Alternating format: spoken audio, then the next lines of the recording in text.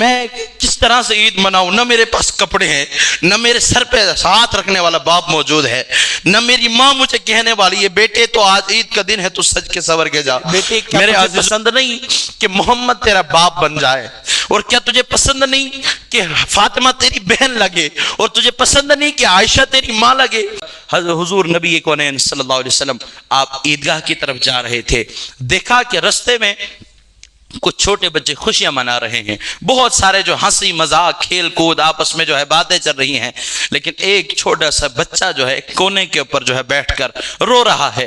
حضور قریب گئے، کہا اے بچے تو کیوں رو رہا ہے؟ کیا وجہ ہے تو آج رو رہا ہے؟ عید کا دن ہے، باقی بچے خوشیاں منا رہے ہیں۔ عرض کرتا ہے یا رسول اللہ صلی اللہ علیہ وسلم فداک امی و ابی، میرے ماں باپ آپ پر قربان یا رسول اللہ، میں یتیم ہوں، میرا باپ جنگ کے اندر شہید ہو گیا، میری ماں نے دوسرا نکاح کر لیا، یا رسول اللہ میں یتیم ہوں، زمانہ عید منا رہا ہے، میں کس طرح سے عید مناؤں؟ نہ میرے پاس کپڑے ہیں، نہ میرے سر پہ ہاتھ رکھنے والا باپ موجود ہے، نہ میری ماں مجھے کہنے والی ہے بیٹے تو آج عید کا دن ہے تو سج کے سور کے جا۔ میرے عزیز و نبی پاک صلی اللہ علیہ وسلم نے یہ سنا، حضور رو پڑے۔ حضور نے کہا اے میرے بیٹے کیا تجھے پسند نہیں کہ محمد تیرا باپ بن جائے، اور کیا تجھے پسند نہیں کہ فاطمہ تیری بہن لگے، اور تجھے پسند نہیں کہ عائشہ تیری ماں لگے؟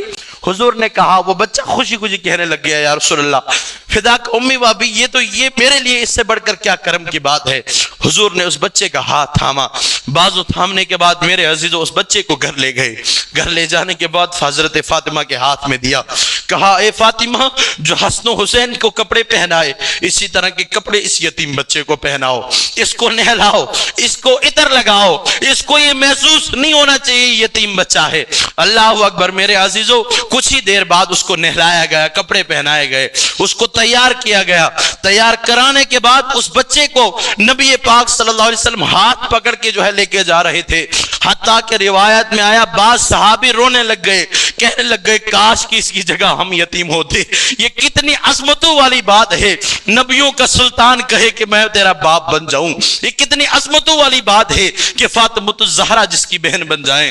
اللہ اکبر۔ میرے عزیزو یہ یتیموں کے ساتھ محبت کا طریقہ جو سکھایا ہے نا، یہ میرے نبی کی بہت بڑی جو ہے یہ جو ہے اخلاق کی نشانی ہے، یہ میرے نبی نے ہمیں سکھایا ہے غریبوں کے ساتھ محبت کرنا۔ یہ میرے نبی کی تعلیم تھی کہ جب تم دیکھو کوئی یتیم ہے، بے سہارا ہے، اس کی مدد کرو۔ آج ہمارے یہاں رمضان تو بہرحال گزر گیا، لیکن ہم اگر توجہ کریں ہمارے افطار پارٹی میں صرف مالدار لوگ، حالانکہ ہونا کیا چاہیے تھا افطار پارٹی ہو تو غریبوں کو بلایا جائے، یتیموں کو کھانا کھلایا جائے۔ عید والے دن ہم سپیشل اسٹیٹس بھی، سپیشل ہم میسیج بھی، ہم سپیشل جو ہے دعوت بھی، سپیشل مبارکباد بھی ان لوگوں کو دیتے ہیں جو مالدار ہیں۔ کبھی ہم نے خیال کیا کہ رسول اللہ کی سنت کیا ہے؟ کبھی ہم نے سوچا کہ میرے نبی پاک صلی اللہ علیہ وسلم نے جو درس دیا تھا، کہا تھا کہ یتیموں سے محبت کرنا، غریبوں سے محبت کرنا، میرے نبی نے جو خصوصاً عید والے دن کا ہمیں درس دیا، کہا یہ عید بے شک خوشی کا دن ہے، یہ صدقہ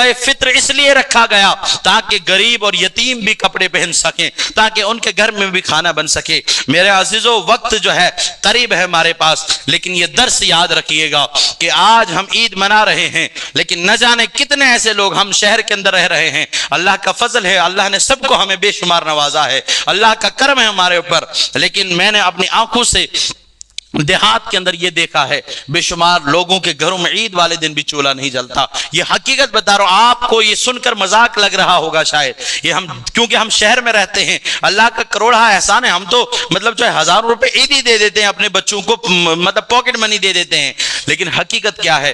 میں نے عید والے دن بھی غریبوں کے گھر چولہا جلتے ہوئے نہیں دیکھا ہے۔ میں نے کہیں لوگوں کو عید والے دن، ہم تو کہیں کہیں قسم کے کھانے بنا رہے ہیں نا، میں نے غریبوں کو دال بناتے ہوئے عید والے دن بھی دیکھا ہے۔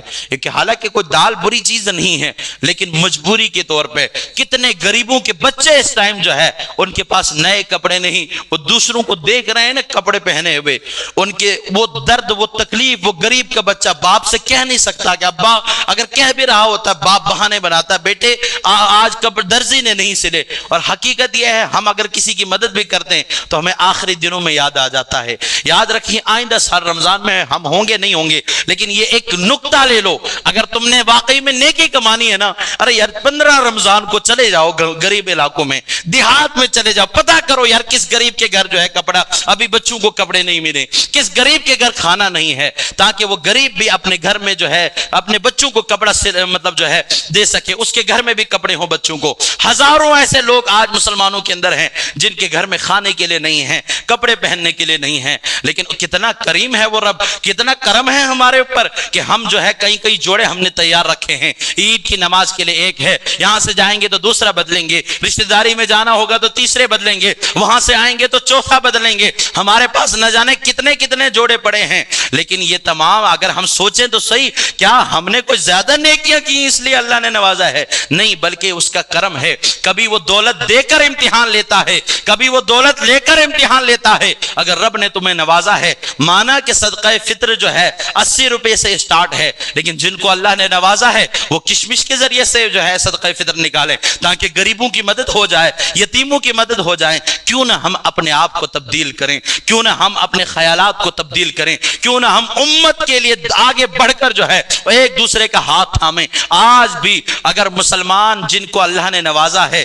جن کے اوپر اللہ کا کرم ہے، وہ اگر اپنا صدقہ زکوٰۃ صحیح ٹائم پہ نکال دیں اور صحیح جتنا ان کا جو بنتا ہے وہ نکال دیں، تو کوئی غریب بغیر کپڑے کے نہیں رہے گا، کوئی غریب بغیر اچھے کھانوں کے نہیں رہے گا۔